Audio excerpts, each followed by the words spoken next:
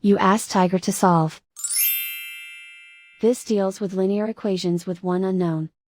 The final result is x equals 6. Let's solve it step by step. Group all x terms on the left side of the equation. Subtract 9x from both sides. Group like terms. Simplify the arithmetic. Group like terms.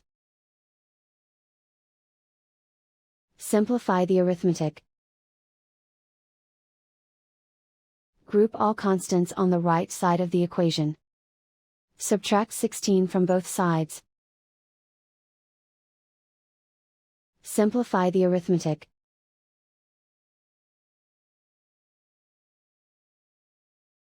Isolate the x.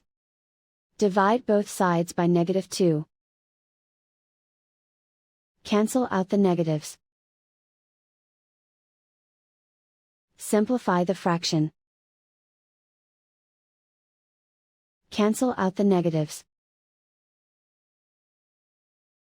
Find the greatest common factor of the numerator and denominator.